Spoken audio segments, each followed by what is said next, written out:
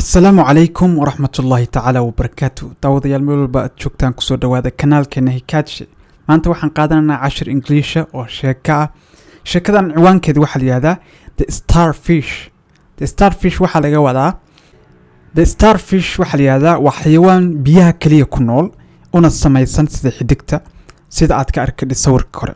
xayawaankan waxa laga helaa biyaha kaliya, lagama helo bariga ama waxa weeye meesha ciidda iyo waxaas. wuu ku dhimanayaa halka ku noolaado.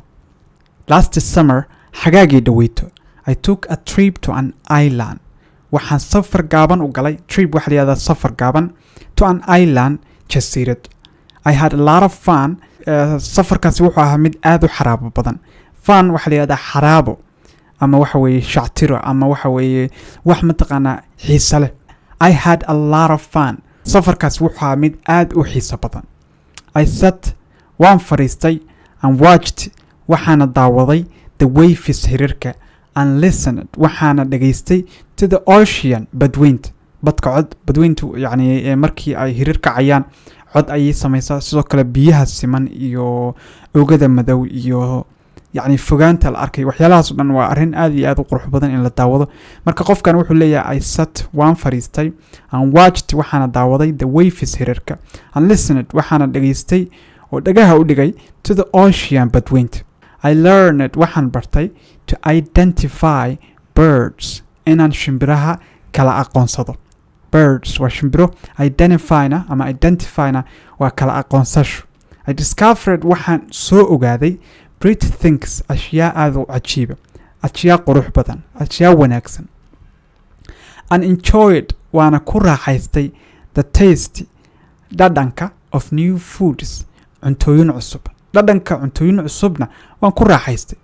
It was, waxay ahayd a very nice time, waqti aad iyo aad wanaagsan. One evening, fiidadka ka mid ah. evening waa fiid ama galabgaab, casar liiq waxaad inta u taqaan. One evening, fiidadka ka mid ah, I took, waxaan qaatay a pleasant walk, socod qurux badan oo wanaagsan, yani socod qurux badan ayaan qaatay by the ocean, oo aan ku soconayo badda goonyaheeda, badda dhinaceeda, xeebta. When the waves came in, markay hirarku ay imaadeen, ilaa qofku xeebta joogaya markay hirarkii xeebta imaadeen oo biyaha isdabarogaya ee baddu ay inta badan samayso ay xeebta imaadeen. many starfish badan ayaa fell, waxay ku soo dhaceen on the beach, xeebta. Some starfish, xayawaanka starfishka qayb ka mid ah went back into the water, biyihii ayay dib ugu noqdeen. went back waxa la yiraahdaa inay dib ugu noqdaan, dib u noqosho. into the water, biyihii ayay dib ugu noqdeen. And they were safe, wayna nabad qabeen. They were safe, way nabad qabeen. Safe waa nabad qabid. But other starfish were still on the sand. laakiinse qayb kale oo starfishyadii ka mid ahaa oo hirarku keeneen ayaa weli waxa ay yaaleen oo joogeen ciiddii. mintaqaana waa xeebta inta badan waa ciid, marka ciidda xeebta ayay yaaleen. Were still on the sand, ciidda ayay weli yaaleen. They would die, way dhimanayaan if they did not get into the water, haddii aysan biyaha dib ugu noqon way dhimanayaan. They will die, way dhimanayaan if they did not get, haddii aysan dib ugu noqon into the water, biyaha.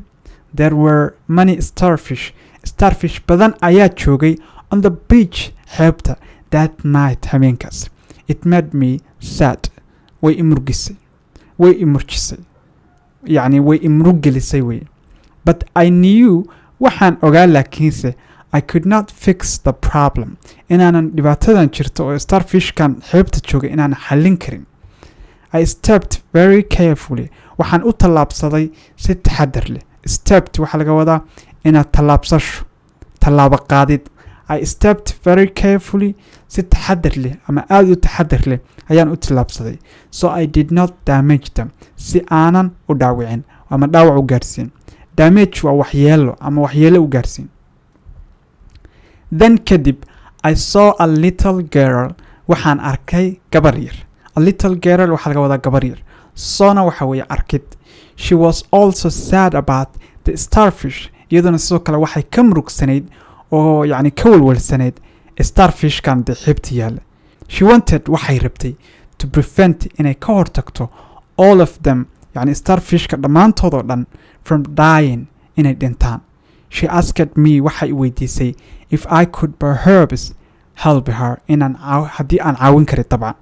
She asked me waxay weydiisay if I could perhaps help her. Perhaps waxaa laga wadaa طبعا inaan caawin kari ayay weydiisay. To be frank, haddaan daacad u hadlo ama si daacada u hadlo, I don't think we can do anything. Ma u malaynaya inaan wax alla abuurta qaban karno. I said, ayaan iribi tiri. The little girl, gabadha yari, started waxay bilowday to cry inay oydo. She sat back against a rock. Waxa ay gadaal ugu fariisatay dhagax. And thought for a while. Xogaana way fikirtay.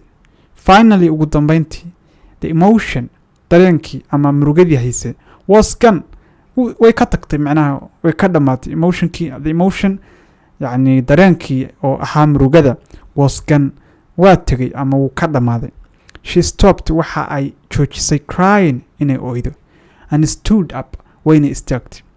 Then kadib she picked up waxa ay kor u qaaday pick up waxa la yiraahdaa waa kor u qaaday. She picked up waxa kor u qaaday a starfish xeebta yaalay and threw waxay ku tuurtay into the water biyaha. Through it waa ku tuurid, through waa tuurid macnaha, laakiinse and through it waxay ku tuurtay baa lagu yiri starfishkii into the water biyaha. What are you doing? I asked her. What are you doing? maxaad samaynaysaa? I asked her ayaan iyada weydiiyey. But she did not answer me, laakiinse iima aysan jawaabin. She just threw waxa ay tuurtay as many starfish as she could. intii starfish ay tuuri kartay ayay tuurtay oo biyihii ama badweyntii ku dhex tuurtay. You cannot save all of them, I said. dhammaantood ma badbaadin kartid ayaan ku iri. Save waa badbaadin, inaad wuxuun badbaadisid. You cannot save ma badbaadin kartid all of them dhammaantood, I said ayaan ku iri. She stopped to look at me. waxay u joojisay tuuridii starfishka ay turturisay waxay u joojisay to look at me si ay ii fiiriso. No, Maya, I cannot save them all. Ma badbaadin karo dhammaantood. She replied, ayay iigu warcelisay.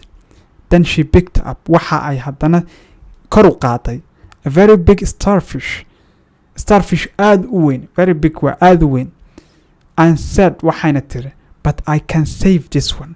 laakiinse kan waan badbaadin karaa. And then kadib she smiled, way ilka cadaysay ama dhoola cadaysay, and threw the starfishkii weynaana waxay ku turtay as far as she could, intii ay awooday. meeshii ay gaarsiin kadhay oo tuuriyadeedu gaartay bay starfishkii weynaa ku turtay into the ocean ee badweynta dhexdeeda ah. The end. sheekada intaanay kusoo dhammaatay. erayada cusub ee aad sheekadan ka faa'iideysaan waxaan soo dhigi doonaa ayagoo weliba si fiican u sharaxan, micnahooda Soomaaligana uu ku hor qoran yahay qaybta shortska ee kanaalkeena. sadraadeed halkaas u doonta haddii ilaahayd ma markaa sheekadan dhammaystaan. intaan cashar la mid ku kulmi doono waxayna kaga tagayaan nabad iyo nolol kulantii. Wassalaamu calaykum waraxmatullaahi tacaala wabarakaatuh.